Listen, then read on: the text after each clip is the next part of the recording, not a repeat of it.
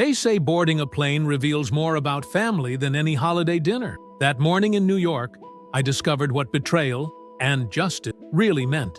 The terminal at JFK buzzed with voices, rolling suitcases, and impatient sighs. My heart raced. This was more than a flight. It was the beginning of a work trip I had prepared for months. The sky outside looked heavy with gray clouds, reflecting the storm inside me. I held my boarding pass tightly, glancing at the number 17A, window seat. It wasn't just a seat, it was my small comfort zone for the hours ahead. I imagined myself watching the skyline fade into clouds as I set my mind on the meetings waiting for me in Manhattan. But as I stepped into the plane, suitcase trailing behind me, something snapped inside. Sitting in 17A was my cousin, Daniel. His grin was too wide, too smug. "Hey, you're late," he said casually, leaning back.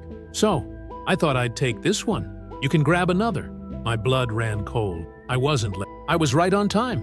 My cousin had always been competitive, sometimes cruel, but this, on a packed flight to New York? My voice cracked with disbelief. "Daniel, that's my seat." Around us, passengers settled in, pretending not to listen but clearly eavesdropping. The flight attendant approached, noticing the tension. "Is there a problem here?" she asked, professional but firm. Before I could speak, Daniel jumped in. "No problem. She's just confused. This is my seat." I froze. He was lying, right there in front of everyone. The attendant looked at both of us, uncertain. And that's when the man across the aisle cleared his throat. His suit was sharp, his presence commanding. "Excuse me," he said. His tone was calm, but it cut through the cabin. "I'm a lawyer. Maybe I can help resolve this fairly." At that moment, the entire plane turned their attention toward us. My cousin's smirk faltered. For the first time, I felt a shift in power. The storm wasn't just outside anymore. It was right here, between family and truth. The aisle felt narrower than a courtroom bench, and the hum of the air system turned into a hush of witnesses.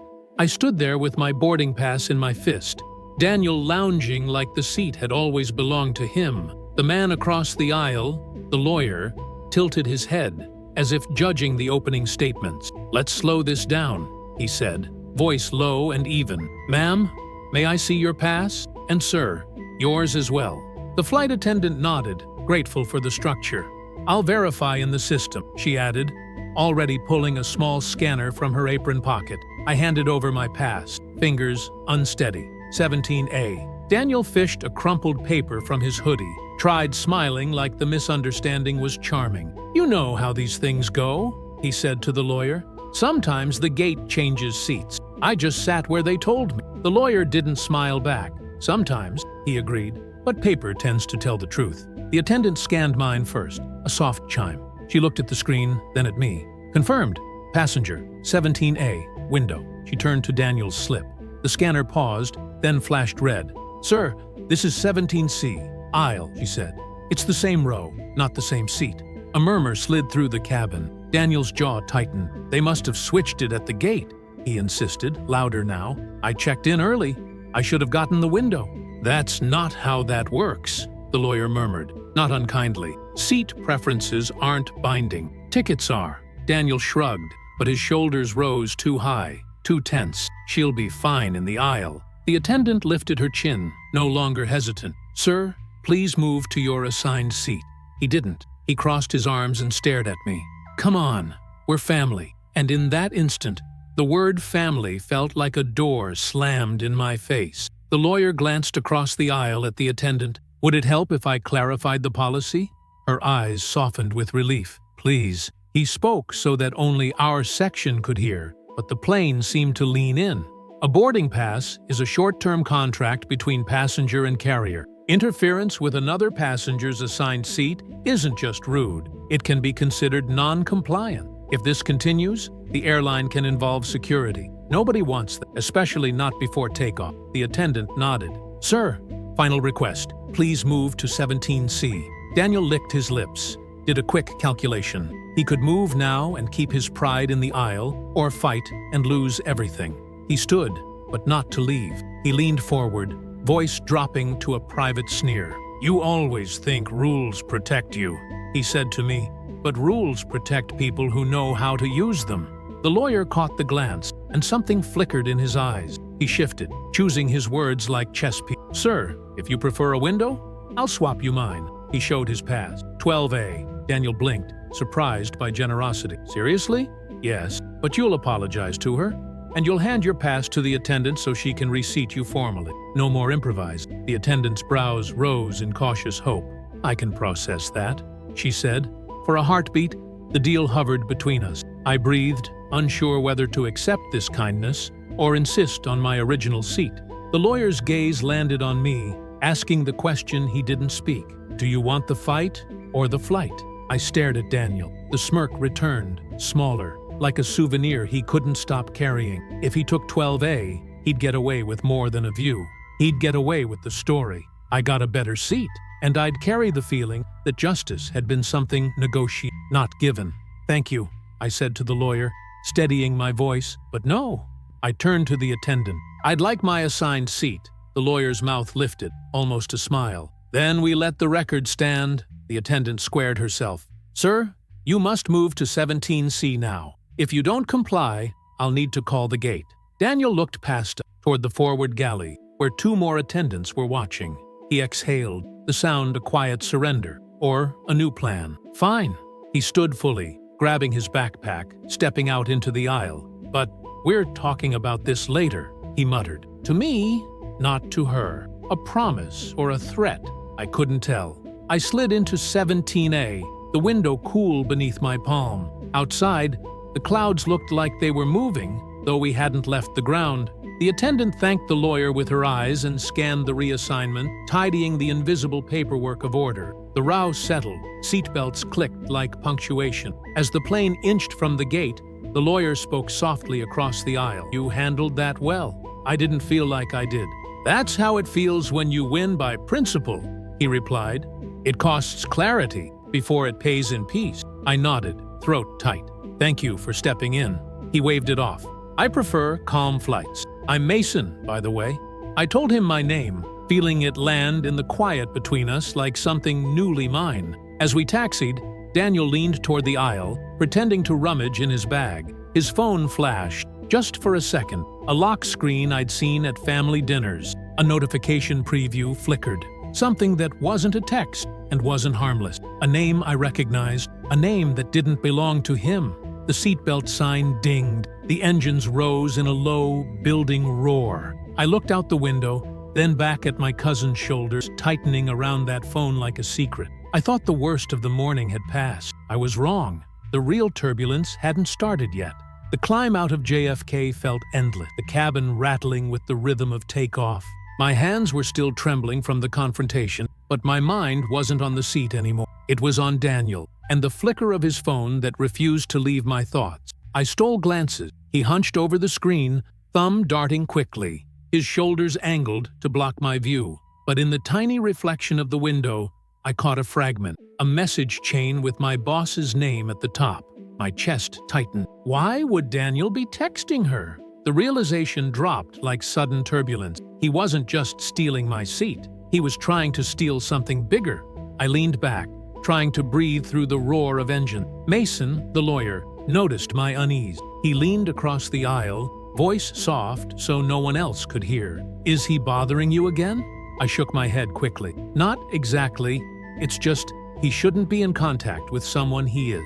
Mason studied me for a moment, then nodded slowly, as if he'd already pieced more together than I wanted. "Family disputes on planes are messy, but if this involves work, too, you may need to prepare yourself." Daniel shifted suddenly, slipping his phone into his backpack. He caught my eye and smirked, low enough for only me. "Hope you're ready for surprises in New York." I wanted to demand answers right there, to call him out in front of the whole row. But the timing was impossible. Flight attendants rolled carts down the aisle. Passengers leaned back to nap, and I felt trapped inside a silent prison, with a secret ready to explode. Halfway through the flight, as drinks were being served, Mason excused himself to use the restroom. That left me alone with Daniel. He leaned closer, whispering with venom, "You think a seat is all I can take from you? Wait until we land. That contract you're so proud of, your boss might not see it the same way after today." My stomach dropped. The pieces fell into place. The trip wasn't just for meeting. It was to present months of my work, a project that could finally secure my promotion. If Daniel had gotten to my boss first, he could sabotage everything. "You wouldn't," I whispered back. He grinned. "I already did." The words sliced deeper than the seat theft ever could. My pulse hammered in my ears. Around me, passengers sipped sodas, read magazines, laughed quietly, oblivious to the war waged in row 17. Mason returned, sliding into his seat, his eyes immediately sharp on me. He didn't ask out loud, but I knew he could read the panic written across my face. I looked out the window at the clouds, desperate for air. This wasn't just a flight anymore. This was my career, my future, my dignity on the line. And right then, I realized something. Justice wasn't going to come from the flight attendant, or even from Mason. It would have to come from me. But how do you fight back? 30,000 feet above the ground, the plane hummed steadily, but inside, my life was spiraling toward its own turbulence. The seatbelt sign clicked off, and the cabin exhaled in unison, a floating city returning to its errand. I stared at the cloud bank beyond 17A and decided I wasn't going to land as the person Daniel expected. If he had reached my boss, I'd reach her better, clearer, earlier, and with proof. I bought the in-flight Wi-Fi, thumbs rigid with adrenaline. My screen pulsed to life. So did resolve. I opened a new email to Alicia Park. Subject line, plain and professional. Timeline plus materials for today's pitch. I attached the deck I'd polished at dawn, my work logs, the time-stamped prototypes from our internal drive. No pleading, no panic. Just the facts in sequence. The way truth deserves to be seen. Mason watched without intruding. "Send it to her. CC yourself at a personal account," he said quietly. "And if company policy allows, CC HR. Keep everything in the sunlight." I nodded, adding HR like a lock clicking into place. The cursor waited on the final line. "One more thing," I typed. "I'm aware there may be parallel outreach regarding this project. For clarity, I've included the full authorship trail and commit history." I read the sentence twice. It wasn't an accusation. It was a mirror. I hit send. A small blue bar crawled forward. Sending, and then the message flew faster than we were. My heart eased a notch. "Good," Mason said, as if he'd heard the whoosh. "Now document the incident with the seat. Not because it wins your project, but because boundaries matter." I rang the call button. The attendant, her badge read R. Martin, knelt to my eye level, polite concern returning. I explained briefly. We were family, yes, but there'd been misrepresentation, and I wanted a note on record. Not a complaint, just a factual account. She listened carefully, then scribbled in a small folio. "I'll log it in the cabin report," she said. "It won't go anywhere unless it's requested, but you'll have the time and details if you need them." "Thank you," I said. "That's all I need." Daniel watched the exchange with a stillness that meant calculation. He kept his eyes on a sports headline as if it were a shield. I could feel his attention pricking at the edge of my seat like static. The old me would have filled the silence with nervous apology. The new me stared at the wing and let the engine hold the space. A soft ding tapped my phone. A reply from Alicia. "Got your materials. Impeccable documentation. Let's regroup at 3 p.m. Conference room C. I want your read first, then we'll bring in the rest." I breathed out. There was no effusive praise, no melodrama, just professional clarity, the kind that unspools a knot. I glanced at Mason, who read approval in my face. "Sunlight," he murmured. An hour later, when the cart returned with coffee, I asked for water and a lemon wedge, something clean to mark the hinge of the day. Daniel leaned in, voice pitched for poison. "You think firing off emails saves you?" "No," I said, keeping my tone even. "Owning my work does," he smirked.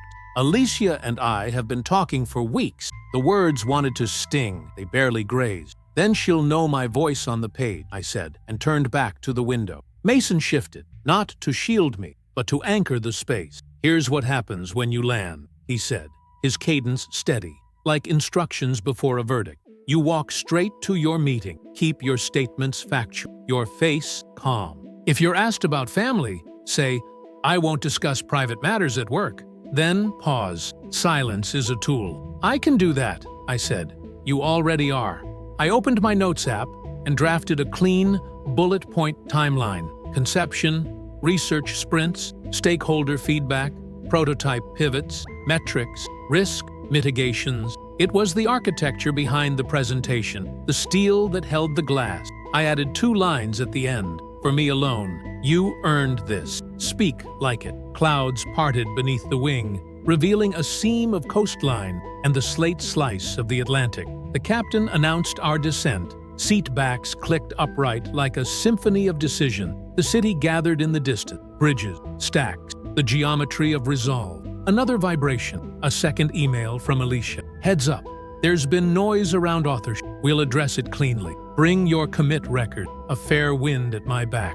Daniel pretended not to read over my shoulder. The set of his jaw betrayed him. He reached for his phone, thumb hovering over something he couldn't fix from here, something already moving without him. The aircraft banked over Queen. People reached for bags and gum, and lives they were about to resume. I fastened my belt tighter. R. Martin returned and pressed a small slip into my hand. Cabin note logged at 9:42 a.m. Row 17, seating dispute resolved. Names recorded. Safe landing. Thank you, I said, and meant more than the words aloud.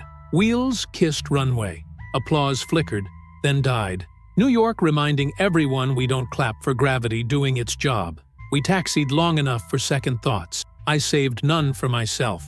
At the gate, phones resurrected the world. Daniel stood too fast, jostling the row, and forced a smile I'd seen at family barbecues after a lie. Let's not make this bigger than it is, he said, slinging his backpack. I met his eyes. That depends on what you made it. The door opened with a hydraulic sigh. Mason waited for the aisle to clear, then offered just his name again, like a business card folded into a sentence. If you need a witness to clarity, I was there. I'll be fine, I said, but thank you for the quiet and the light. He nodded once. Go take what you built. I stepped into the jet bridge and felt the cool breath of the terminal. Somewhere past security, a conference room waited with glass walls and a table that would record the shape of hands and the sound of choices. I tightened my grip on the laptop, on the note, on myself. This wasn't about a seat anymore. It never was. It was about who sits at the table and who earns the view. Midtown air felt like a rushing verdict. Horns, steam, footsteps. I crossed the lobby at 1201B1 6th, badge tapping green, heart tapping faster. Conference room C waited in a corner of glass with a view that made the city look like a blueprint. I set my laptop down and lined up the cables like surgical tool. If the morning had been turbulence, this was the runway I had built for myself. Alicia arrived first. Navy suit, no wasted motion. You look ready, she said, and it sounded less like small talk than permission. I am, I answered, and for once it didn't feel like a performance. She took a seat opposite. Before we bring in the rest, give me the spine of it. What you made, why it matters, how it holds. I opened the deck and didn't rush. Concept arose 9 months ago from client churn diagnostic. We framed the problem as friction at renewal, not just price sensitivity. I led the sprint mapping micro-friction, prototyped a guided renewal path, A/B tested on 3 mid-tier cohorts. Result, a 12.8% lift in retained revenue and time to renewal down by 5 days. The model scales without adding headcount. Her eyes didn't blink at the numbers. Risks? Overfitting to current cohorts, potential privacy flags if we expand behavioral cues. Mitigation is an opt-in microcopy update and a weekly audit. It's in the appendix. She nodded once. Good. Bring the artifact. I walked her through the commit history, timestamps, authorship notes, the mundane, honest clutter of real work. I showed the session recording, the tracking docs, even the early failure, because truth doesn't hide its bruises. Alicia listened without filling the air. When we reached the last slide, she closed her notebook, satisfied not by glow, but by grain. A knock. 2 product leads entered, followed by legal and, last, Daniel. He lingered near the door, smile rehearsed into something easy. Great to finally sync, he said, aiming it at the room, not at me. Alicia motioned to the chair beside her. Let's be efficient. We'll hear the presentation, then discuss roles and next steps. She turned to me. You first. I didn't look at Daniel. I looked at the team and let the project talk. The story was not a sword. It was a bridge. When the deck ended, I minimized the slides and opened the repo log. "You'll find the original spec here," I said. I drafted it. Collaborators are tagged across sprints, happy to answer specific. Silence hovered politely. Then Daniel cleared his throat. "I appreciate the structure," he said, "and I did a lot of the groundwork on stakeholder alignment. I've been in discussions with leadership about expanding this." Alicia held up a hand. "We'll separate contributions from credit. Speak to your specific deliverable." His eyes flashed. A half-second of friction. "Sure. I framed the communication plan for rollout and the client narrative." "On which dates?" Alicia asked. No tone, just a request for a nail to hang the picture on. He opened his laptop. The screen reflected in the glass, and in that reflection the room saw it. A message thread titled, "With my project's codename and my boss's initials." The timestamps sat like pebbles on a neat path to nowhere. Alicia didn't glance at me. She didn't need to. "Daniel," she said calmly, "we prize initiative. We do not prize misattribution. If you believed your work was foundational, the way to prove it is in the repo, in docs, in dated notes, not in side channels." He straightened. "I was advocating. For who?" she asked. "Not unkind, not sharp, surgical." Legal spoke then, measured, spare. Authorship trails are clear. The email sent mid-flight with artifacts is consistent with historical record. She folded her hands. "We recommend primary credit to the project lead, who originated the concept and carried build and experimentation. Support credit to all collaborators by contribution. Going forward, approval lines consolidate under the project lead." Alicia nodded once. "Agreed." Daniel tried to smile and found no muscles to do it. "So, where does that leave me?" "Where you choose to stand," Alicia said. "If you want to contribute, we'll value it. But the next time you advocate for work, do it with the person who actually did the work." She turned back to me. "You'll present to leadership Thursday. I'll be in the room. Take the morning to update the risk slides and stress test the budget with finance. I want your name on the first page." My throat went tight. "Understood." The meeting dispersed. Papers sighed back into folders. Only Alicia, Daniel, and I remained. He lingered, eyes tethered to everything except my face. Then he approached, words shallow but difficult. "I went too far," he said. "A concession, not a confession." "We're still family?"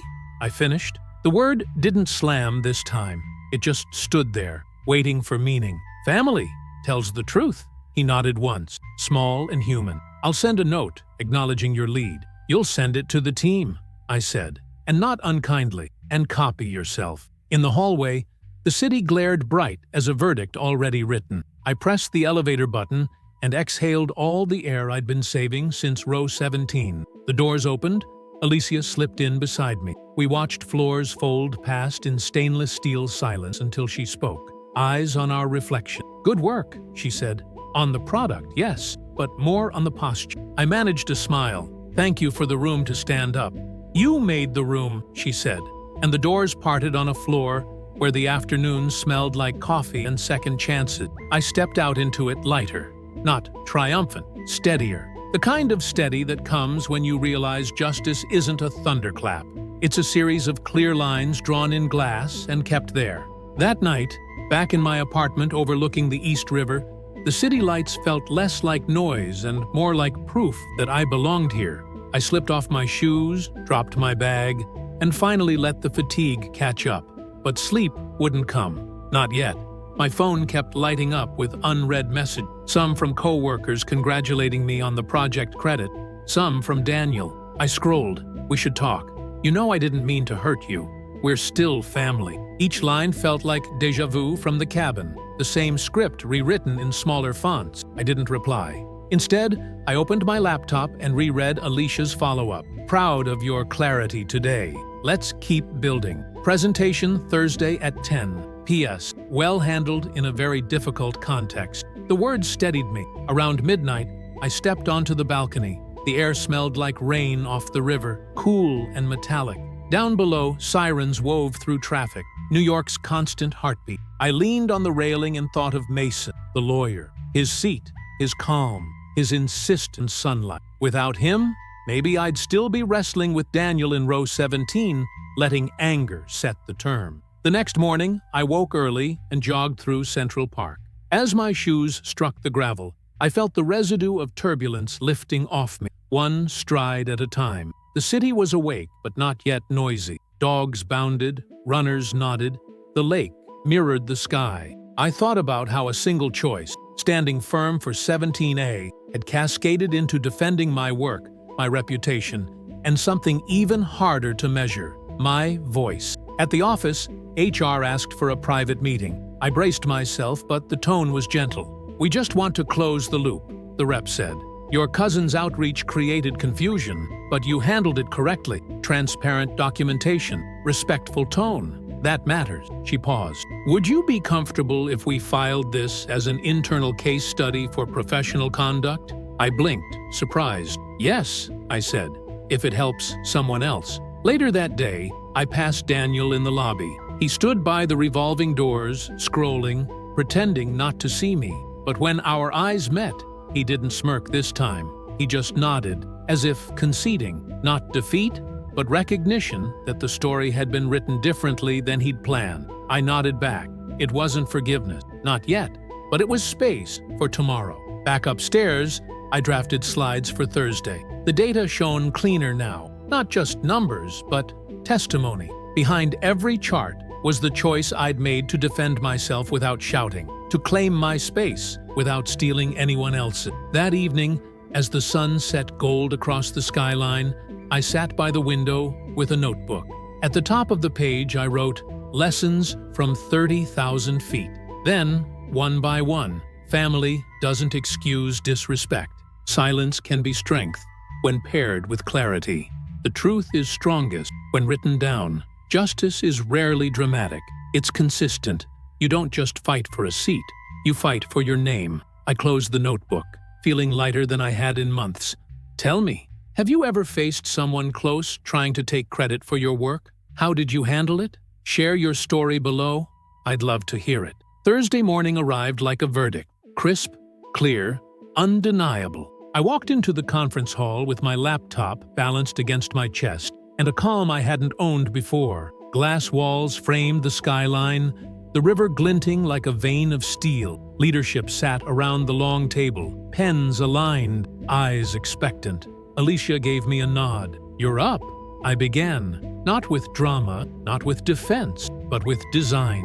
I showed the pain points, the data, the prototypes. I let the work breathe for itself, the way sunlight fills a room without asking. Questions came, pointed and technical. I answered with the truth I had carried for months, my hands steady over the clicker. When it was over, silence stretched long enough for a heartbeat to echo. Then the CFO leaned back, arms crossed, and said simply, "This changes our retention curve. Approved." Applause didn't break out. It wasn't that kind of room, but nods passed like currents. Alicia closed her notebook. "Congratulations," she said.